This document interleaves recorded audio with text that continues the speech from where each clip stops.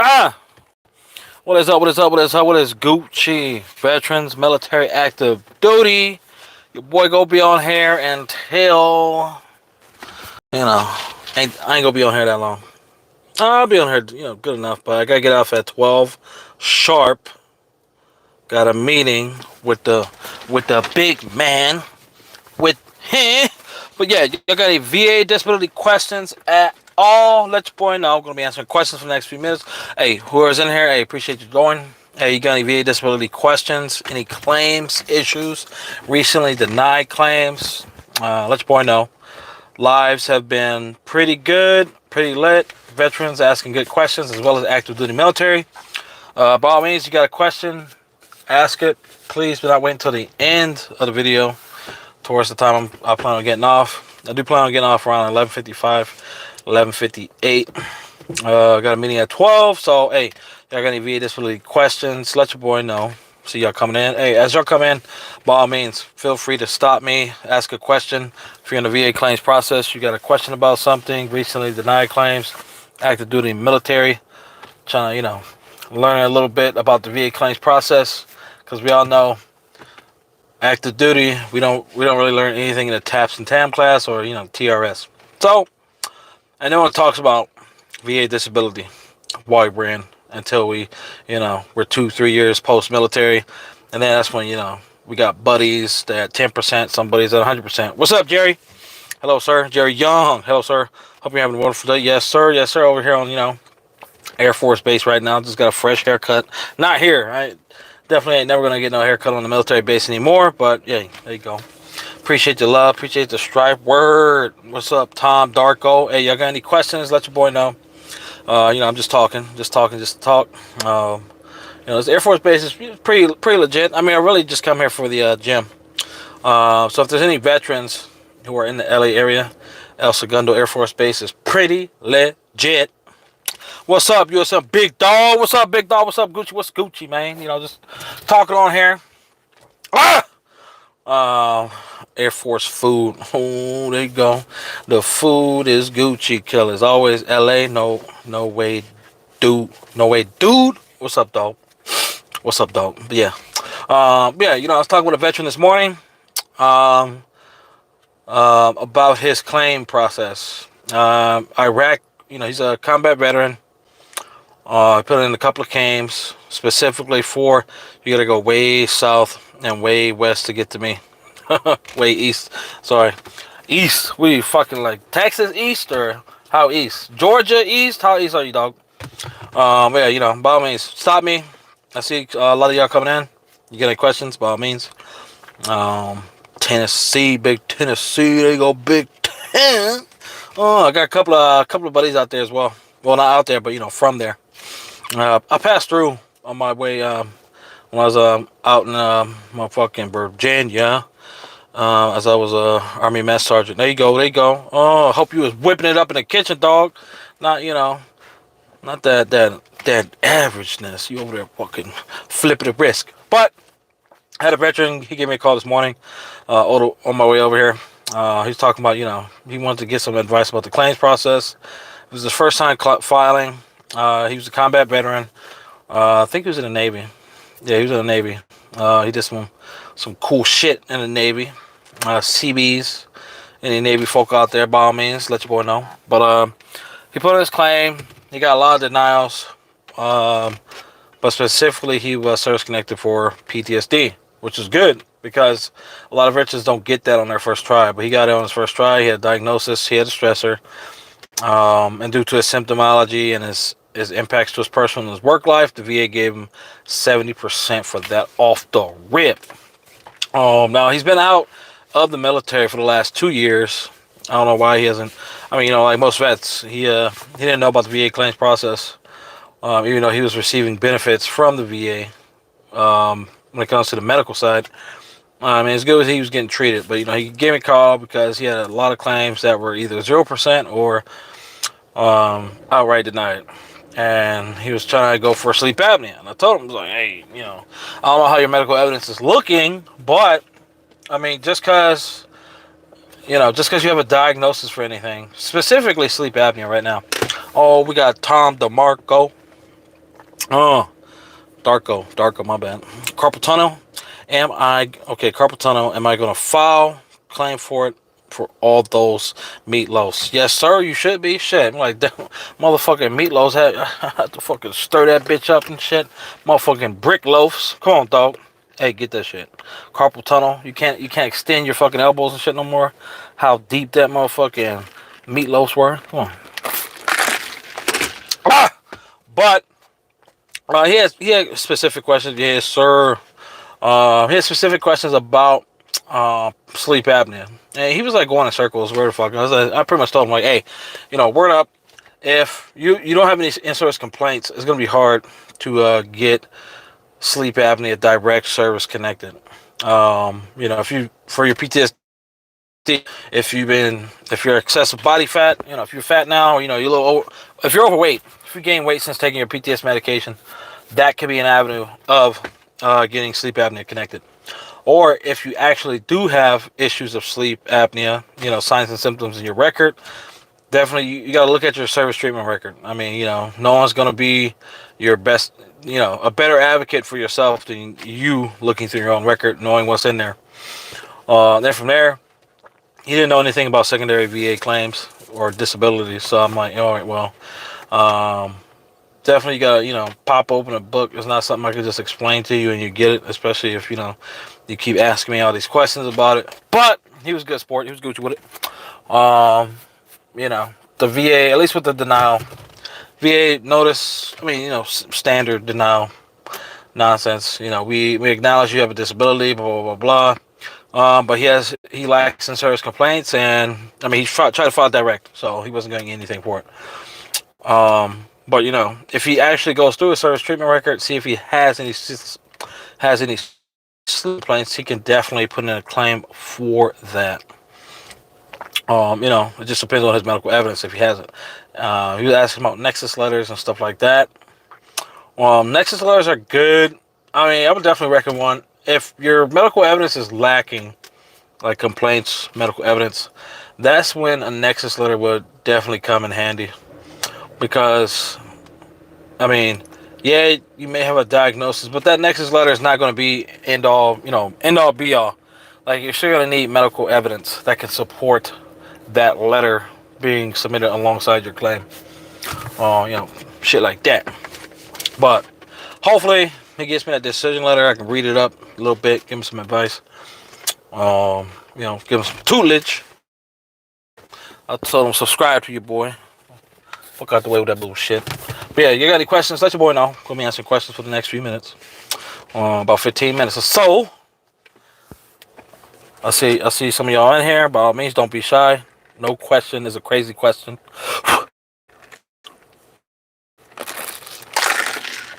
But while I wait for a question to come up from the ether, let's talk about what we talking about. Knee disabilities for knee.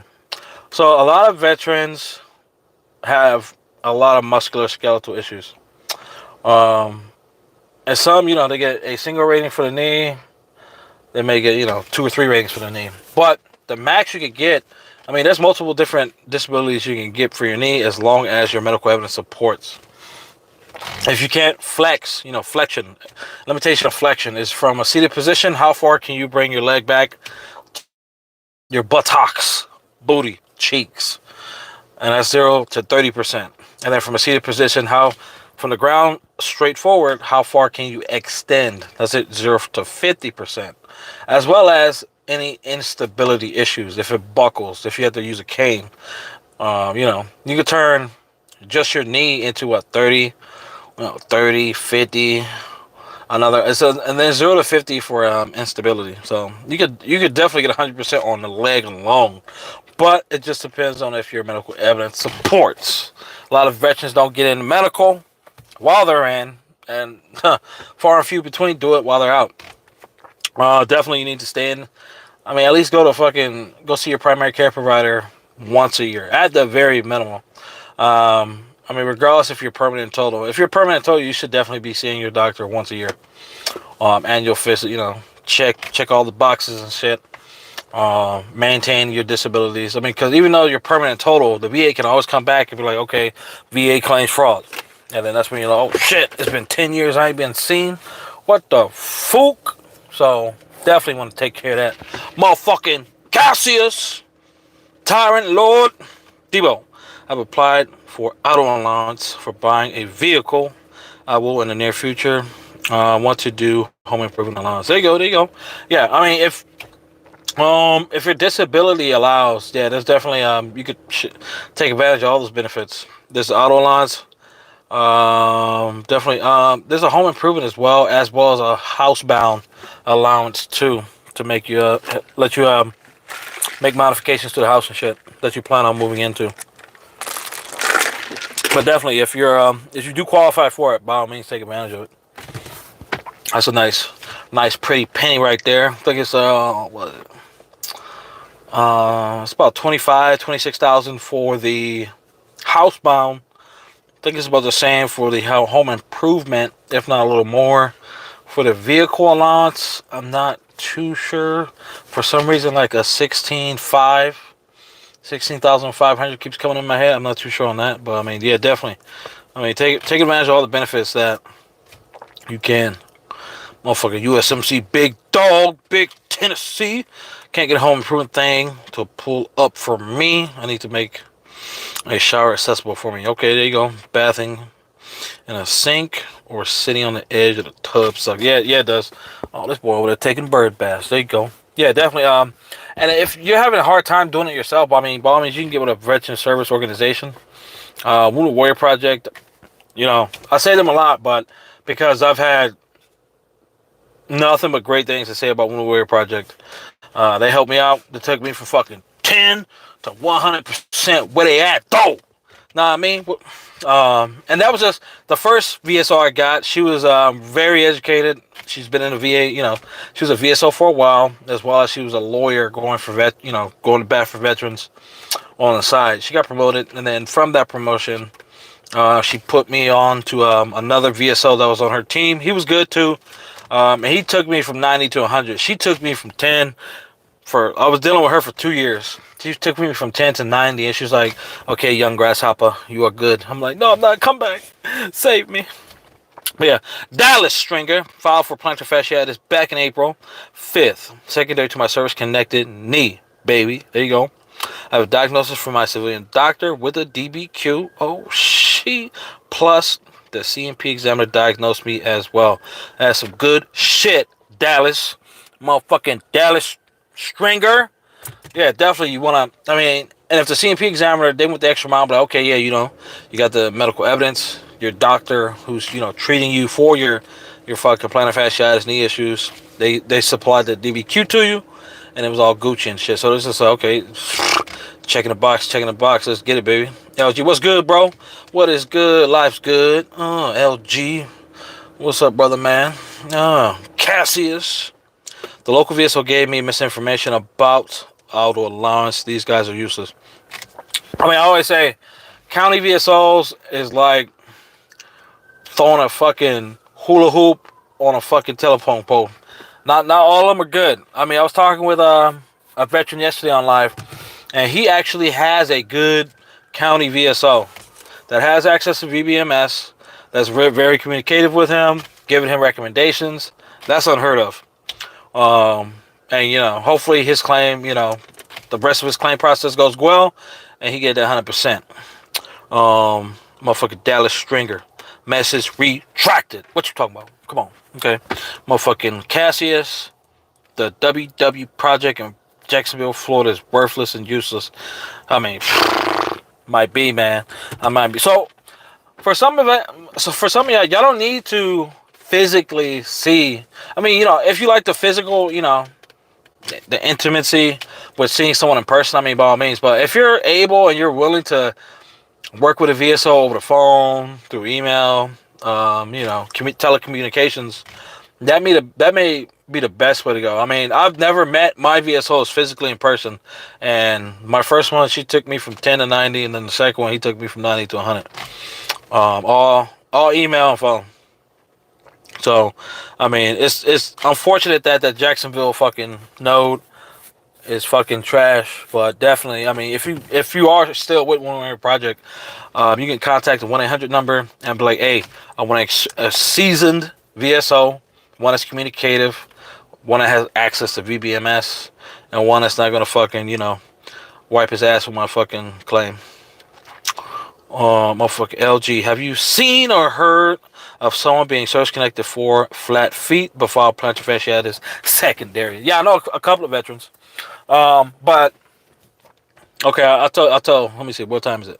Okay, I got 5 minutes. All right. At least for me, I filed.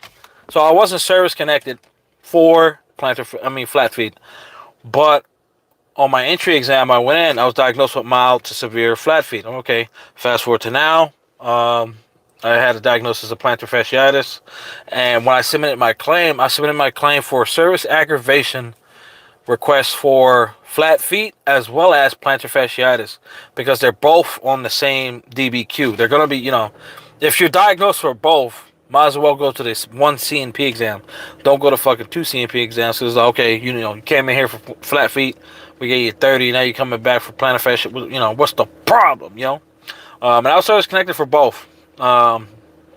Since they decreased the amount you can get for plantar fasciitis, the main no. I mean, they were separated. It was like put together and shit. And I know another veteran. He was service connected for plantar fasciitis, 50%. Well, she was 50%, and she filed flat feet and tight ankles or something. I forgot the specific name, but it's something in the Achilles ankles, like the Achilles tendon.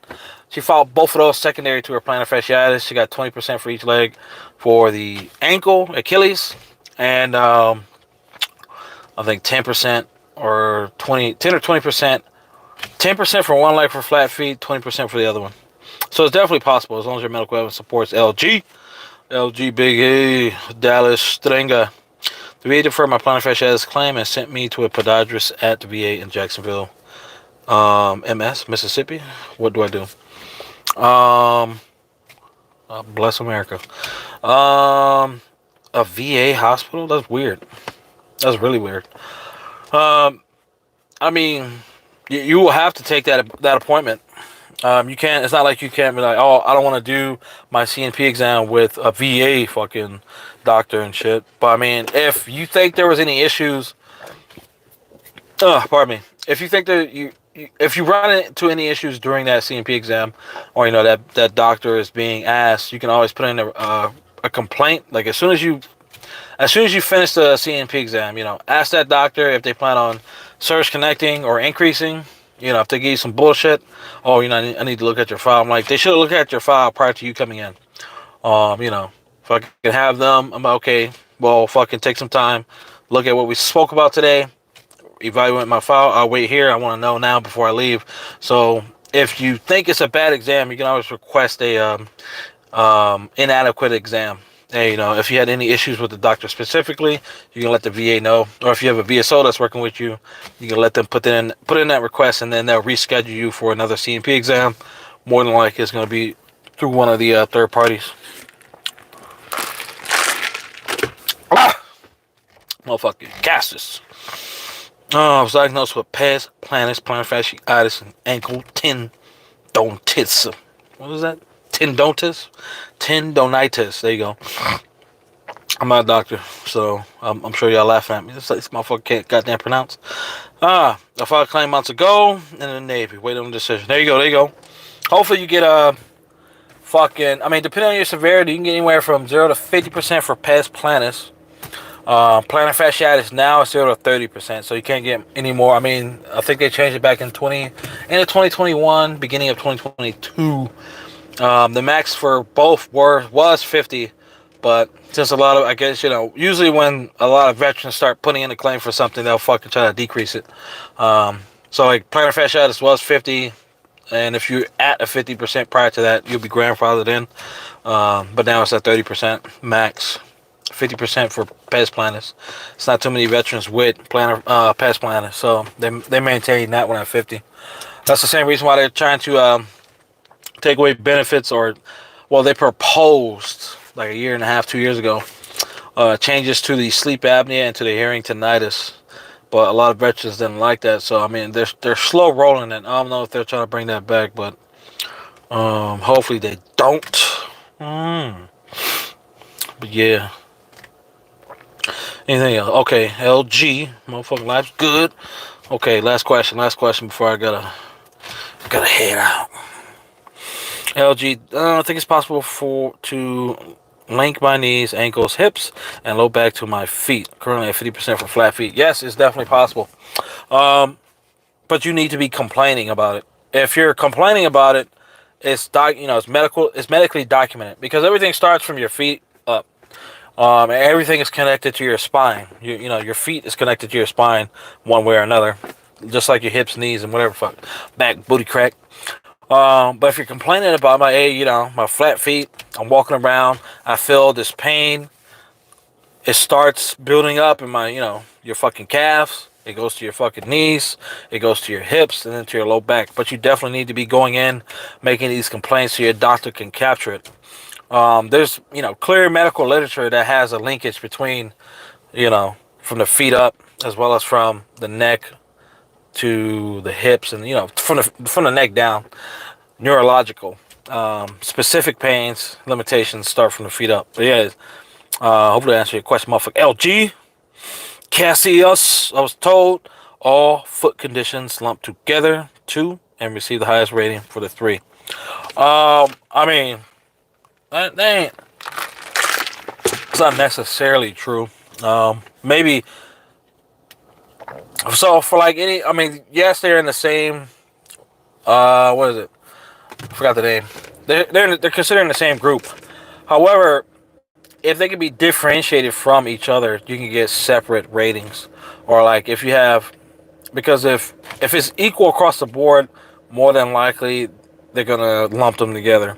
But say if you have severe plantar fasciitis in one foot, not so much in the other foot, they may give you a 10% for one foot, and then 50% or 30% plantar fasciitis for the other foot. And then same with like pes planus. Maybe both feet are fucking severely flat, which is causing secondary issues. They may just give you the 50% depending on your medical evidence. But if you, more than likely, if you file them both together and your medical evidence can't differentiate from the two, they're going to lump them together.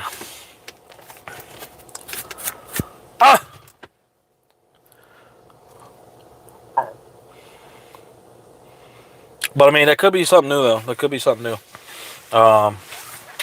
Like my buddy of mine, she's been service connected for that since like 2015. 50% for plantar fasciitis, and I think she has 30% for 30% for flat feet, and then 20% for like ankylosis or some shit. Oh, no problem, LG. No problem, dog. Any other questions? Going once, twice, 3 times a lady. Any questions at all? Any questions at all? Before I get on this meeting. Anything at all? You got about like 3 minutes. I can answer a question or two in 3 minutes. Let your boy know. Take a sip. 5 people on here. Hey, y'all got questions? Hey, ask them now. Ask them now. Do you have to file for 100%? I mean, what are you talking about? 100% permanent total or 100%? All right, there you go. There you go. So yeah, if you don't get 100% permanent total off the rip, it's because the VA, maybe your medical profile needs to be updated, but the VA is saying, okay, all the disabilities that you have, they're not considered static, or the level of static, meaning permanent disabilities, have not crossed this imaginary threshold that the VA believes is okay if you're 60 or 70%. I still can't find that how much percentage of disabilities you have to be service connected, static, permanent in order to automatically qualify for permanent total. Luckily, when I filed all my claims, my bad, bro. I was trying to get that question in there before you got. Oh, no problem, dog. You good, dog? You good, dog? You Gucci, man? Gucci killers. But yeah, that's definitely because I got a buddy of mine. He's like 58, 60, Bill Cosby age, and I thought he would have definitely got permanent total. But when he got his 100%, it was just like, nah, fam, you ain't that guy. You ain't that guy. So, and I told him like, well, if you're with a VSO, just have them evaluate your profile and then request your VSO. It's best to have your VSO requested, not you yourself. But until next time, LG, this Debo out. This motherfucker fucking Debo out. About to be late for my meeting. Me.